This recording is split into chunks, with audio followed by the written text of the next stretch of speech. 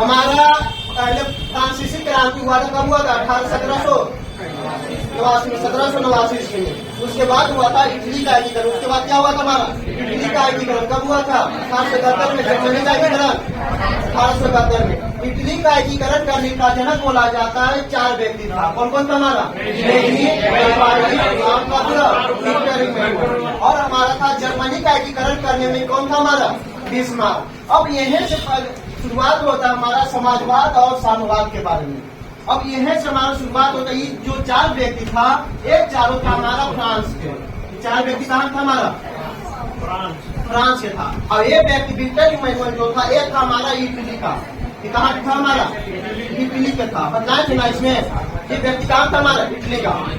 जो हमारा फ्रांस वाला व्यक्ति कभी एग्जाम में आपको दे देगा, आपको ऑब्जेक्टिव दे देता है कि हमारे इन 4 व्यक्ति में हमारा फ्रांस का कौन सा व्यक्ति था। जैसे मान लीजिए 4 ऑप्शन दे देगा और इसमें बोल देगा कि इटली का जनक किसे कहा जाता है? इटली का जनक किसे कहा जाता है हमारा? कौन सा आ जाएगा हमारा? विक्टर इमैनुअल का किसे कहा जाता है? Victor Emmanuel. अब इटली का जनक करने में इटली का निवासी कौन था हमारा? Victor Emmanuel. एग्जाम में क्या करेगा? 4 ऑप्शन दे देगा, उसमें पूछ देगा कि इटली का निवासी कौन था हमारा? तो विक्टर इमैनुअल था। और कभी हमारे 4 को दे देगा और पूछ देगा इसमें कि फ्रांस का जन्मदाता कौन नहीं है? फ्रांस में किसका जन्म नहीं हुआ था? विक्टर इमैनुअल का। तो यहाँ से आपको ऑब्जेक्टिव में अभी क्वेश्चन पूछा जाता है, ठीक है। इसीलिए इसको हम लिख दिए हैं कि 4 व्यक्ति था, फ्रांस के था, एक कहाँ था हमारा? इटली के था। कोई दिक्कत? ये सब पिछला क्लास में आपको बताए थे। उसके बाद में हमारा एक नारा भी दिया था। एक नारा दिया था हमारा, कौन सा नारा दिया था? नारा दिया था, कौन सा नारा दिया था? स्वतंत्रता और कौन था हमारा? समानता नहीं बताए हैं। और कौन था हमारा? बंधुता। बताए कि नहीं बताए? हमारा पहला चैप्टर में नारा स्वतंत्रता, समानता और कौन था हमारा? बंधुता था। ये 4 नारा दिया था। इसी में बताया थे स्वतंत्रता जो बोला जाता है सभी को आजादी को प्रतीक करता है। किसको प्रतीक दिखाता है? आजादी का। समानता मतलब होता है सभी को एक समान रखना। समानता मतलब क्या होता है? एक समान। गरीब हो या अमीर हो, सभी क्या करके रखना? एक समान रखना। उसके बाद बताए थे बंधुता के बारे में, जो सभी आपस में भाईचारा के रूप में रहता है, उसे क्या बोलते हैं? बंधुता बोला जाता है। ये नारा किसने आया था? हमारा पहला चैप्टर दिया था फ्रांसीसी क्रांति। उसी समय हमारा औद्योगिक क्रांति भी शुरू हुआ था। उसी समय कौन सा क्रांति शुरू हुआ था? औद्योगिक क्रांति। औद्योगिक क्रांति कौन किया था? औद्योगिक क्रांति हुआ था। औद्योगिक क्रांति जो किया था हमारा, किसने किया था हमारा? बताए तो उसमें औद्योगिक क्रांति का शुरुआत किसने किया था हमारा? किसने किया था हमारा? बिस्मार्क ने। किसने किया था हमारा? बिस्मार्क ने बताए थे। उसी समय में हमारा फ्रांस का राजा बना दिया गया था। उसमें संधि हुआ था। कौन सा संधि हुआ था? फ्रैंकफर्ट का संधि। कौन सा संधि हुआ था? फ्रैंकफर्ट का संधि हुआ था हमारा जर्मनी में हुआ था। कहाँ हुआ था हमारा? फ्रांस में। फ्रैंकफर्ट की संधि कहाँ हुआ था हमारा? फ्रांस में। उस समय जो राजा बना गया था विक्टर इमैनुअल बना गया। किसे बना गया था? विक्टर इमैनुअल को। उसके औद्योगिक क्रांति की शुरुआत में बताए थे। औद्योगिक क्रांति में हुआ था, इन्हीं से हमारा पूंजीवादी और हमारा गरीबी और अमीर का शुरुआत हुआ था। इसी समय जब क्रांति हुआ था तो 2 का उदय हुआ था। 2 व्यक्ति का उदय हुआ, जिसके बोला जाता है पूंजीपति। क्या बोलते हैं? अमीर वर्ग। एक बोला जाता है गरीब वर्ग। समझिएगा, एक बोलते हैं अमीर वर्ग, एक क्या बोलते हैं? गरीब वर्ग बोला जाता है। अमीर वर्ग को किसे बोलते? इसको बोला जाता है पूंजीपति बोला जाता है। और इसको क्या बोलते हैं? मजदूर वर्ग। समझिएगा दोनों का। जब जो अमीर वर्ग था वो कैसा था हमारा? पूंजीपति का एक मतलब होता है जिसके पास में ज्यादा पैसे रहता है, जो हमारे बिजनेसमैन रहता है, उसे क्या बोलते हैं? पूंजीपति। अब जो गरीब वर्ग था उसमें कौन रहता है हमारा? मजदूर रहता है। उसमें कौन रहता है? मजदूर रहता है। पूंजीपति वर्ग होता है, जैसे मान लीजिए हमारे भारत में हमारा पूंजीपति लोग है हमारा, जैसे मुकेश अंबानी हो गया, अनिल अंबानी हो गया। इसमें क्या हमारा पूंजी ज्यादा पैसे होता है कि नहीं? हमारा जो जिसके पास ज्यादा पैसे रहता है उसे क्या बोलते हैं? पूंजीपति वर्ग। उसी समय हो गया अमीर वर्ग। अब यह पैसे एवं औद्योगिक क्रांति के समय से ही हमारे भारत में बदलाव आना शुरू हो गया था। समाजवाद और साम्यवाद का उदय हुआ था। कैसा इसमें साम्यवाद समाजवाद क्यों उदय हुआ था? अब इसी समय बताएंगे जब हमारा गरीब लोग और अमीर लोग आपस में लड़ा हो रहा था। जब इसमें क्या होता था, गरीब लोग और अमीर लोग में आपस में क्या हो रहा था, लड़ाई हो रहा था, जिसके कारण से कभी गरीब लोग की क्या होता था, बहुत सारे काम करने के बाद भी उनको पैसे मजदूरी वगैरह नहीं मिलता, सही से काम करता था लेकिन मजदूरी नहीं देता था, जिसके कारण से हमारा अधिक गरीब लोग के सताया जा रहा था। यहाँ पर से दो चीज को उदय हुआ, पूंजीपति वर्ग और क्या होता है, मजदूर वर्ग होता है। अब ये दोनों जाकर के पूंजीपति किसे बोलते हैं, इसी यहाँ से एक आता है हमारा पूंजीवाद, एक यहाँ पर से आता है पूंजीवाद। एक क्वेश्चन पूछेगा, पूंजीवाद से आप क्या समझते हैं, कि आपको एग्जाम में हर एक बार पूछा गया है कि पूंजीवाद से आप क्या समझते हैं, या पूंजीवाद को परिभाषा दीजिए। तो पूंजीवाद किसे कहेंगे, जब किसी देश में सरकार के अधीन ना होकर के किसी व्यक्ति का अधीन में कार्य करता है, किसी व्यक्ति का अधीन में देश चलता है, उस देश को बोला जाता है पूंजीवाद। उस देश क्या बोलते हैं, पूंजीवाद। इसमें पूंजीवाद में सरकार नहीं होता, पूंजीवाद में क्या करता है, सरकार नहीं होता। जब सरकार होगा तो ये क्या करेगा, हमारे गरीब लोग की क्या करेगा, मदद करेगा, लेकिन सरकार इसमें नहीं होता, में सरकार नहीं होता। इसमें क्या रहता है, अमीर लोग शामिल रहते हैं। कौन रहता है, हमारा अमीर लोग शामिल रहता है। तो वैसे राज्य जिसमें सरकार शामिल नहीं होता है, उस देश को क्या बोलते हैं, पूंजीवादी वर्ग। जैसे मान लीजिए हमारे भारत में किसी बोला जाता है प्राइवेट सेक्टर, क्या बोलते हैं, प्राइवेट सेक्टर। आज हमारा भारत में सभी चीजों प्राइवेट करते जा रहा है कि नहीं करते जा रहा है, आज सभी क्षेत्रों को आपस में क्या करते जा रहा है, बेचते जा रहा है। अभी हमारा रेलवे जोन बेच दिया है, बहुत सारे रेलवे जोन बेच दिया है, हमारा हवाई अड्डा बेच दिया है। इसमें किसके हाथ में चला गया, पूंजीवादी वर्ग, किसके हाथ में चल गया, पूंजीवादी। जैसे हमारे देखिए अभी हाल में मान लीजिए हमारा सरकारी स्कूल है, सरकारी स्कूल में सरकार जो चल रहा है, तो कभी कोई कुछ करता है। अभी रेलवे स्टेशन हमारे सरकार के हाथ में बिना विदाउट टिकट के चल जाते हैं। जैसे हमारा पहले मोबाइल जो था, फोन जो था हमारा, क्या था, सरकार की कंपनी था हमारा। जैसे वोडा पे जियो की यहाँ बेच दिया, पहले जियो में आपको क्या किया, फ्री दिया, फिर अभी क्या किया, बढ़ा दी, कितने कर दिया उसको, उसका सरकार उसको कुछ बोल नहीं सकता है, उसका अपना कंपनी चाहे जितना बढ़ा दे उससे कोई फर्क नहीं पड़ेगा। तो पूंजीवादी वर्ग में सरकार का कोई फर्क नहीं पड़ता, इसमें सरकार का अहमियत कोई नहीं रहता। पूंजीवादी वर्ग में किसी खास व्यक्ति का जो आगे अमीर लोग रहता है, उसी व्यक्ति का क्या रहता है, उसमें सरकार चलता है, उसका मनमानी चलता है। क्या आज मुकेश अंबानी अगर 10 रुपए कम रिचार्ज पर बढ़ा ही देगा तो सरकार उसका आंदोलन करेगा, हमारा नहीं करेगा। उसका हाथ में जिसमें आप ही कोई दुकान खोलेगा, आप ही चल करके कोई बड़ा बिजनेसमैन बनिएगा, कोई दुकान खोले हैं, तो क्या आपकी दुकान पे क्या सरकार का अधिकार रहेगा, आपका मर्जी जितना महंगा बेचिएगा, लेकिन आपको मर्जी रहेगा नहीं हम सस्ते फ्री में देंगे, फ्री में सरकार क्या करेगा उसको। लेकिन हाँ, सरकार नहीं करेगा तो ये मत सोचना कि सरकार के अधीन नहीं है, लेकिन सरकार के अधीन में काम कर रहा है। सरकार अगर चाहेगा तो आपको कम करवा सकता है, आपको बंद करवा सकता है, इन्हें मनमानी नहीं करने देगा आपको। पूंजीवादी वर्ग में सरकार का कोई हक नहीं रहता। इसमें क्या होता है, पूंजीवादी वर्ग में अपना मजदूर काम करेगा लेकिन इच्छा के अनुसार वेतन उसको नहीं दिया जाता। अब पूंजीवादी वर्ग में क्या होता है, प्राइवेट सेक्टर में क्या होता है, काम जल्दी हो जाता है। जैसे हमारा अभी रेलवे लाइन बिछ रहा था, अगर इसी रेलवे लाइन को अगर प्राइवेट सेक्टर सरकारी सेक्टर से बिछाया जाता, अगर सरकार को बिछाया जाता तो हमारा बहुत लंबा समय लगता, अभी तक कुछ चालू भी नहीं होता, बनता भी नहीं हमारा। लेकिन यही सेक्टर को अगर प्राइवेट को दे दिया है, बहुत जल्द बना करके दे देता है। आप ही देखें घर में अगर कोई काम वगैरह लगाए, घर वगैरह बनाने के लिए किसी को टेंडर को दीजिएगा, अगर आप अपने से बनवा रहे हैं, मजदूर लगा करके बना रहे हैं, उसी घर को बनने में अच्छा टाइम लग जाएगा, 1 महीना 2 महीना लग जाएगा। लेकिन वही घर को बनाने में अगर आप ठेका को दे देते हैं, वही घर को बन करके 15 दिन में रेडी हो जाता है। काम वो वही कर रहा है, लेकिन क्या करेगा, 15 दिन में कर देता है। क्यों कर देता है, क्योंकि पूंजीवादी वर्ग में, पूंजीवादी में क्या होता है, प्राइवेट सेक्टर में क्या होता है, पैसे हमारा पहले फिक्स हो जाता है कि आप इतना काम कीजिए, इतना काम के बदले आपको इतना पैसे मिल जाएगा। आप जितना दिन में करेगा कोई फर्क नहीं पड़ता। चाहे मान लीजिए अगर यहाँ पर ही आया तो कोई अगर खेत में कोई काम करना चाहेगा, प्लास्टर वगैरह करना, इसी रूम में प्लास्टर करना, एक मिस्त्री रहेगा जिसको 2 दिन लगाएगा, लेकिन आप ठेका दे दिए ना, आप उसको पैसे फिक्स कर दिए तो आपको एक दिन में क्या पूरे दिन भी नहीं लगा पाएगा, 5 से 6 घंटा पूरा करके निकल जाएगा। तो प्राइवेट सेक्टर में काम क्या होता है, हमारा ज्यादा होता है, और इसी कारण से पूंजीवादी वर्ग को बढ़ावा ज्यादा मिला हमारा, और सरकार का क्या होते चल गया, खत्म होते चल गया। तो इसी क्रिया को क्या बोला जाता है, पूंजीवादी वर्ग। उसे क्या बोलते हैं, पूंजीवादी वर्ग बोलते हैं। कोई दिक्कत इन्हें से हमारा पूंजीवादी वर्ग का क्या हो गया, शुरू हो गया। एक क्वेश्चन हमेशा बार पूछा जाता है आपको एग्जाम में, 10वां के फाइनल एग्जाम में आपको पूछा जाएगा कि पूंजीवादी वर्ग का परिभाषा दीजिए कि आप पूंजीवादी वर्ग से आप क्या समझते हैं, ठीक ना। तो पूंजीवादी वर्ग से क्या, जिसमें सरकारी का अहमियत नहीं रहता, किसी प्राइवेट, किसी पूंजीवादी, किसी पैसे वाले का अहमियत रहता है, उसे क्या बोला जाता है, पूंजीवादी वर्ग बोलते हैं। कोई दिक्कत यहीं से हमारा शुरुआत होता है, समाजवाद और साम्यवाद का शुरुआत होता है। पहले ये तुम लोग पहले अंतर को देखेंगे, अंतर को बतलाएंगे, उसके पहले इतना पूरा आपको लिखवा देंगे। यहाँ पे समझिएगा साम्यवाद क्या होता है, समाजवाद क्या होता है। यहाँ पर से एग्जाम में आपको पूछेगा साम्यवाद और समाजवाद में अंतर बताइए या अंतर स्पष्ट कीजिए। समाजवाद और साम्यवाद में अंतर स्पष्ट कीजिए, पूछता है आपको 2 नंबर में, ठीक ना। ये आपको पूछेगा 2 नंबर में, साम्यवाद और समाजवाद में अंतर स्पष्ट कीजिए। तो समझिएगा साम्यवाद क्या होता है, समाजवाद क्या होता है। समाजवाद को थोड़ा सा गुण और बढ़ावा दे देते हैं, जो बन जाता है हमारा साम्यवाद। आज इसको थोड़ा सा और विस्तार में दे देते हैं, ठीक है। पहले ये दोनों समझिए क्या होता है। समाजवाद में क्या होता है, जिसमें पूरे समाज के क्षमता के अनुसार वेतन, यानी जितना लोग काम करे, जितना काम करेगा उतना ही क्या मिलेगा आपको, पैसा मिलेगा। जैसे मान लीजिए समाजवाद आज हमारे भारत में चल रहा है, समाजवाद चल रहा है कि नहीं चल रहा है।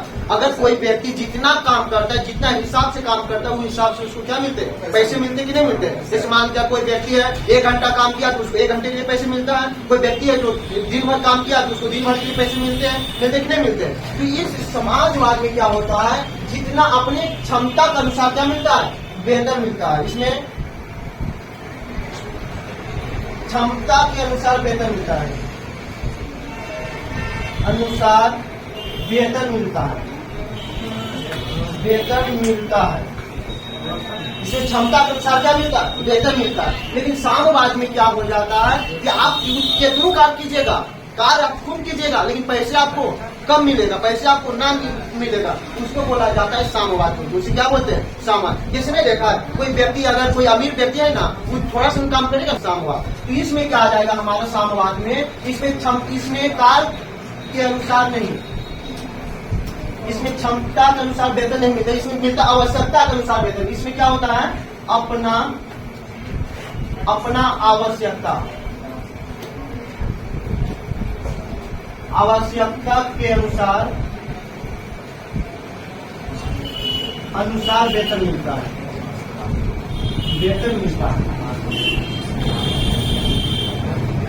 अपने आवश्यकता के अनुसार। आने का है मतलब आप काम कुछ कर, कोई उससे फर्क नहीं पड़ता है, जितने आपको पैसे की जरूरत पड़ेगा उतना ही क्या मिलेगा, आपको पैसे मिलेगा। उसी बोला जाता है अपने आवश्यकता। जैसे मान लीजिए पैसे जो मिलता है उसी को क्या बोलते हैं, साम्यवाद मिलते हैं। इसमें क्या होता है, जैसे मान लीजिए मजदूर व्यक्ति है, ये बात खूब काम करवाए, काम करना पड़ेगा अपना क्षमता के अनुसार। काम कैसा करना पड़ेगा, जितने आपके पास में हिम्मत है, जितने आपके पास में क्षमता काम करने का, वो अनुसार से काम करेगा। लेकिन आपको जो पैसे मिलेगा, आपको आवश्यकता के अनुसार पैसे मिलता है, उसी को क्या बोला जाता है, साम्यवाद बोलते हैं। लेकिन समाजवाद में क्या होता है, जितना आपको क्षमता है और जिस क्षमता से आप काम किए हैं, काल के अनुसार क्या मिलेगा, आपको पैसे मिलेगा। अपना क्षमता के अनुसार क्या मिलता है, पैसे मिलता है। लेकिन इसमें अपना क्षमता के अनुसार पैसे नहीं दे पाता है। इसमें और क्या होता है, इसमें आपको सरकार होता है। तो राज का अस्तित्व का मतलब होता है कि इसमें क्या होगा, सरकार होगा। सरकार इसमें क्या होगा हमारा, सरकार करने का मतलब होता है जो हमारा क्या रहेगा, सरकार काम करता है।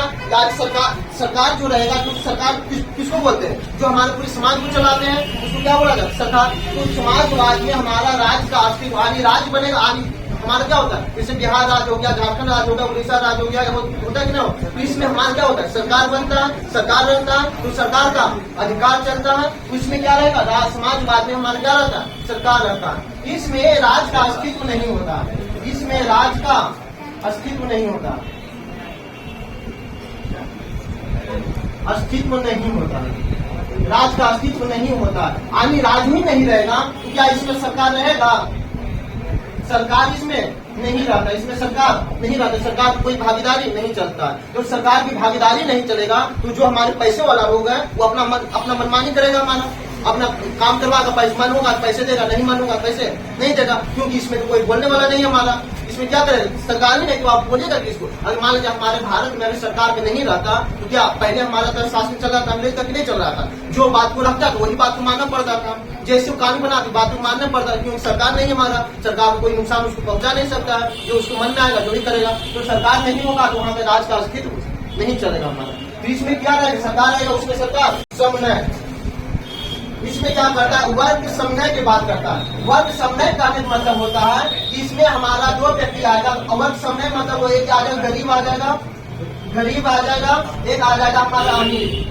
अमीर। वर्ग समन्वय के कहने का मतलब हो गया, वर्ग मतलब गरीब अमीर हो गया, समन्वय मतलब होता है साथ में रहना। समन्वय मतलब क्या होता है? साथ में। इसमें समाजवाद में क्या करता है कि इसमें गरीब और अमीर क्या करता है? साथ में रहता है, दोनों मिलकर क्या करेगा? साथ में रहेगा करता है। इसमें क्या करता है? वर्ग संघर्ष। वर्ग संघर्ष, वर्ग संघर्ष मतलब ये वर्ग संघर्ष करेगा, ये बिल्कुल जातों करेगा। एक करेगा हमारा गरीब में, एक क्या करेगा हमारा अमीर में। अमीर में एक क्या करेगा हमारा गरीब में, एक क्या करेगा हमारा अमीर में। तो यहाँ पर लेकिन अमीर गरीब है, इसमें क्या कर रहा है? दोनों आपस में क्या कर रहा है? एक साथ में लग रहा है। लेकिन इसमें क्या कर रहा है? वर्ग संघर्ष मतलब होता है अपने काम करना। जैसे मान लीजिए हमारे बिहार में है, बिहार में सबसे ज्यादा संख्या किसको मिलेगा? गरीब को मिलेगा या अमीर को? गरीब को मिलेगा। अगर भारत में, अगर बिहार में गरीब और अमीर में अगर लड़ाई हो जाएगा तो जीतेगा कौन? हमारा जीतेगा हमारा गरीब लोग। गरीब लोग की संख्या क्या हमारा ज्यादा, वो तो कानूनी तौर से बुलाकर अमीर लोग जीत जाएगा, कानूनी तौर से अमीर लोग जीत जाएगा। लेकिन जब लड़ाई की बात आएगा तो लड़ाई लोग में कौन जीतेगा? हमारा गरीब लोग। गरीब लोग तो पूरे तरीका से अपने आप में बॉडी फिटनेस में रहता है, पूरे दिन भर काम करता है, अपना शरीर क्या रहता है? पूरा तंदुरुस्त रहता है। अमीर लोग क्या करता है? एसी में बैठा रहेगा, उसको धूप में निकाल देगा, बेहोश होकर मर जाएगा।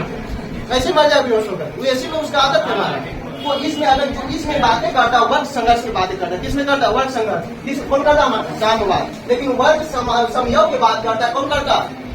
समाजवाद। कौन करता है? समाजवाद। वर्ग समयोग मतलब होता है दोनों एक साथ में रहना। अब इसमें कर रहा है दोनों एक साथ में रहने का निर्माण कर रहा है, रह नहीं रहा है, लेकिन दोनों एक साथ में रहने का क्या कर रहा है? निर्माण कर रहा है। कोई दिक्कत करने के लिए कोई व्यक्ति आएगा ना, कोई व्यक्ति सोचेगा कि अगर हमारे अमीर गरीब है, अगर दोनों साथ में रहेगा तो हमारा भारत क्या करेगा? ज्यादा विकास करेगा। तो ये दोनों को विकास करने के लिए जिसको बोला जाता है चिंतक, जिसको क्या बोला जाता है? चिंतक। चिंतक मतलब होता है इस पे विचार करने वाले व्यक्ति, इस पर सोचने वाले व्यक्ति, उसे क्या बोला जाता है? चिंतक बोला जाता है। तो इसमें जो चिंतक आया था आगे विकास करने के लिए, चिंतक इसमें आया था 4 व्यक्ति आया था। चिंतक जो आया था हमारा कितने व्यक्ति था? सेठ साइमन, सेठ साइमन,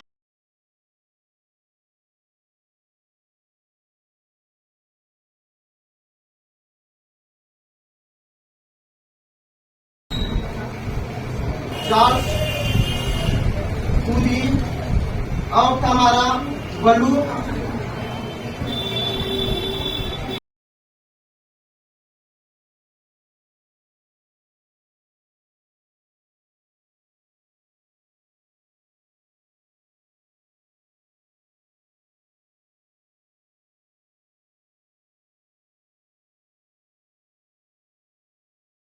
बलू लुई, बलू लुई एक और था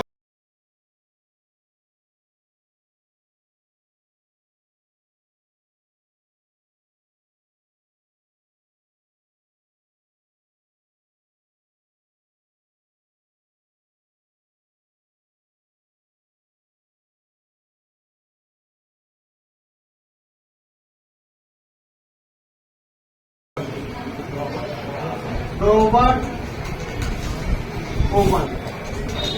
यह 4 व्यक्ति आया था कि इसमें बताया था। सेठ साइमन आया था हमारा, चार्ल्स कूली आया था, बलू लुई आया था और रॉबर्ट ओवन। ये 4 व्यक्ति ने हमारा साम्यवाद को क्या दिया था? बढ़ावा दिया था। किसको दिया था? हमारा समाजवाद को क्या दिया था? बढ़ावा। समाजवाद को बढ़ावा देने के लिए कौन कौन व्यक्ति आया था?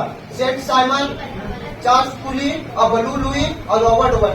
4 व्यक्ति आए थे। 4 व्यक्ति ने समाजवाद को क्या दिया? हमारा बढ़ावा दिया था। लेकिन इसके तरफ अभी एक व्यक्ति आया था हमारा, जिसको इसी व्यक्ति ने बोला था, जो हमारा समाजवाद में बोला था कि अगर किसी व्यक्ति को अगर काम करने के लिए किसी व्यक्ति को काम करने के लिए अच्छा अगर देते हैं तो वह व्यक्ति अच्छे से काम करेगा। कहने का मतलब समझना यहाँ पर यहाँ क्वेश्चन आता है कि ये जो 3 व्यक्ति था, यह 3 व्यक्ति था हमारा फ्रांस में। 3 व्यक्ति काम था हमारा फ्रांस के था, और एक व्यक्ति था जो हमारा इंग्लैंड के था। एक व्यक्ति काम था हमारा इंग्लैंड का। यह तीनों इस व्यक्ति फ्रांस के रॉबर्ट ओवन ने बोला था। इन्होंने रॉबर्ट ओवन जो था हमारा अमीर व्यक्ति है, कौन था हमारा अमीर व्यक्ति? सब अमीर जो रहता है सबके सब बदमाशी नहीं रहता है, कोई व्यक्ति हमारे समझदार भी रहता है। जो रॉबर्ट ओवन था एक उद्योग की स्थापना किया था, जिसको बोला जाता था, उस कंपनी को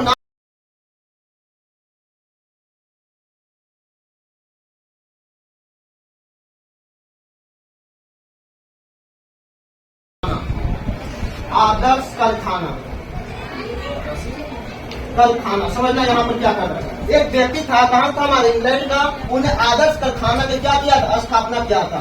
आदर्श कारखाना में जितने लोग मजदूर लोग जो काम कर रहा था, इन लोग के सहायता दिया था। इन लोग की सहायता देने के लिए 4 योजना बनाया था। पहला हमारा चलाया था रोटी, एक दिया था कपड़ा, एक दिया था हमारा मकान, एक था हमारा शिक्षा, एक था हमारा चिकित्सा।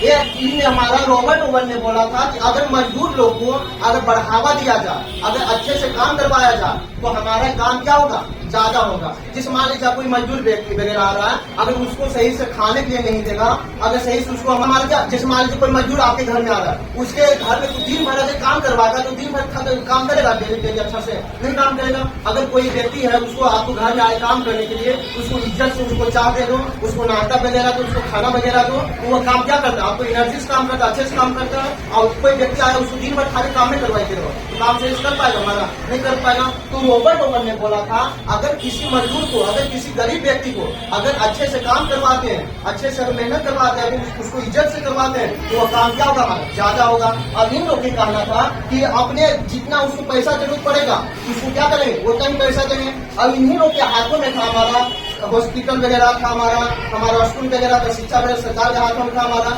इसी सब लोगों ने क्या किया, इस सबको प्रयोग करना शुरू किया और गरीब लोगों को बढ़ावा देने के लिए सर्वप्रथम की शुरुआत किया गया था हमारे इंग्लैंड में। काम किया गया था हमारा इंग्लैंड में। और किसने किया था, हमारा रॉबर्ट ओवन ने किया था। रॉबर्ट ओवन ने कंपनी का स्थापना किया था, जिसमें आदर्श कंपनी था। क्या नाम था हमारा, आदर्श कंपनी। तो रॉबर्ट ओवन ने हमारा कुछ मजदूरों को सहायता प्रदान किया, जिसमें रोटी दिया, खाने के लिए उसके पास में सही से खाना नहीं मिलता था, तो खाने के उसके भरपूर दिया।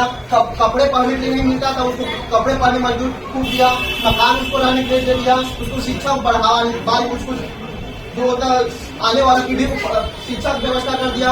उसके बाद में चिकित्सा भी चालू कर दिया। तो ये सब क्रियों मिलने के बाद में मनुष्य ने, मजदूर ने बहुत ज्यादा खुश हुआ।